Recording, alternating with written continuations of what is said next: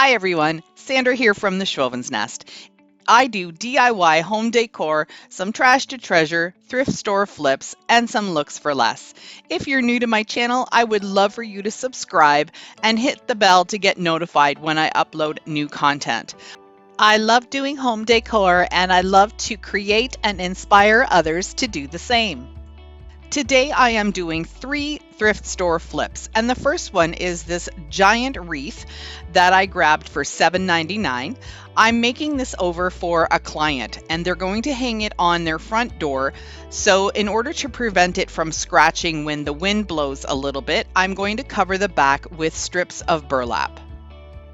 The only burlap I had was the wide kind, so I did have to cut them in half, and I'm just going to apply them with hot glue and just tuck them in around the back of the wreath. This wreath is all about the greens. I'm starting off with some ficus leaves and I'm going to trim them down to size, and I'm leaving a long stem so I can just easily tuck that into the side, and then I'll secure it a little bit more with some hot glue. I'm leaving about a 4 or 5 inch gap in between where I'm putting the stems in, and I'm going to repeat that all the way around, going in one direction. Now that I've got all the ficus leaves on the way I like them, I'm going to start with another type of greenery. This one is called boxwood, and it's also a dollar store find. You can see I have a whole whack of greens here, but I'm going to pull out the pointed leaf boxwood to use for this one. I'm repeating the steps as I did with the ficus leaves. I'm trimming down some of the branches, and then I'm going to follow the same pattern that I did with the first leaves and go all the way around in the same direction. On to the third style of greenery. I'm using what's called an asparagus fern, and as you can see, I'm just tucking the stems into the grapevine, and then I will secure it with hot glue, continue my pattern going all the way around.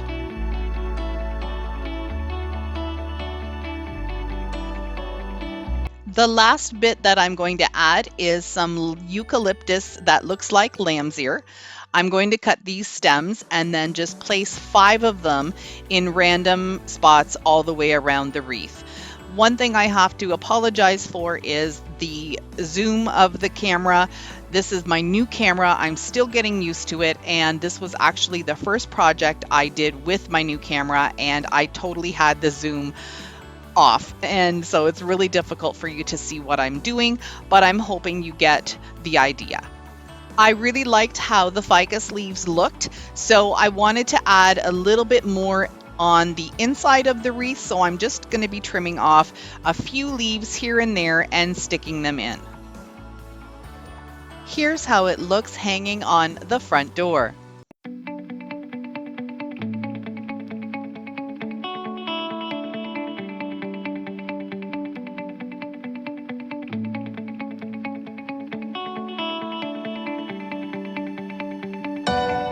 This is the second part of a frame that I had already made over a while ago.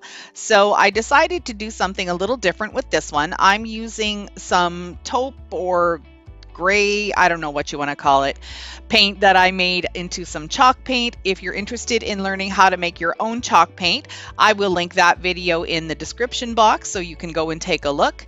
But I think this color is similar to the mineral chalk paint by Waverly. So I'm going to give this a couple of coats of paint, and then I'm going to also paint the back of it. It's totally dry now, and I've decided that I'm going to use some chicken wire with it. I'm going to put some chicken wire on the back of the top and the bottom frames, and I'm going to leave the middle one empty. I'm not sure what I'm going to do with that one right now. I got this chicken wire at my local dollar store, and it was $4 for the roll. Now, when you're working with something sharp like chicken wire, it's really important to do a couple of things. Number 1, you could wear gloves. Number 2, if you don't have gloves, work with it really slowly. What I'm doing is taking my time and making sure that I can unwrap it nice and safely. The next thing you're going to want to do is have a pair of snips handy because you're going to need to trim it to the size. Once I've got it trimmed and bent into shape so it fits nicely into the slot for the frame, I'm going to use hot glue to put it in place. Then I'll repeat the process for the top frame. So I got totally ahead of myself, and I had planned on distressing this before I started putting the chicken wire in, but of course I got too excited when I saw that roll of chicken wire and just wanted to get going with that. So after I did the first one, I decided to do my distressing, and I'm doing a dry brush technique, and of course I'm just using a really rough brush, some medium gray paint, and just going in the direction of the wood grain. So across for the slats and then up and down on the sides. No farmhouse look would be complete without a little bit of distressing. So you can use a dry brush technique like I'm doing. You can do some sanding on the edges to get some of that paint off and reveal the wood underneath. Or you could do a little bit of wet distressing, which will pull off a little bit more paint. So I've got the chicken wire parts done, and I decided to put some slats in the center so I could put some kind of words or a picture in there. Haven't yet quite decided what, but I'm using these little basswood garden stakes that I grab at my Dollarama store. They come 10 to a pack and they're $1.25.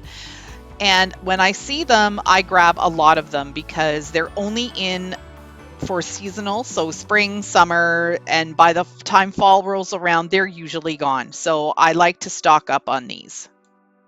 I decided to use the same gray that I used for distressing to give the planks a coat of paint. Once that was dry, I distressed it the opposite way using the foundation color of the frame just to give it a little bit more character. I decided to stick with the chicken theme, so I grabbed my little stencil that I have with the outline of a chicken, and stenciling with a stencil brush wasn't going to work because I didn't want to cut down this full stencil, so I decided to just trace the outline with my pencil and fill it in with the paint. Once this was done, I decided to add another chicken facing the first one, and then I put the stencil cluck at the top.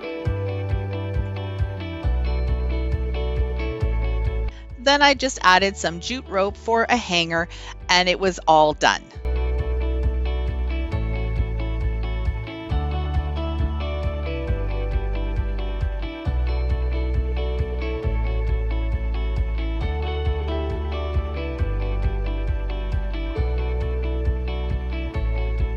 On Monday of this week, I announced that I was doing a 3,000 subscriber giveaway, and today it's time to pick a winner. To make sure the draw is fair, I'm using my TubeBuddy tool and their pick a winner. So let's click that button. Yay, Gail, it's you. I'm so excited that you're the winner. Check my description box for how to claim your prize. As always, thank you so much for watching and supporting my channel. If you would like to comment and share, I would love for you to do so. And also don't forget to hit that red subscribe button and the bell to get notified when I upload new videos. See you in the next one.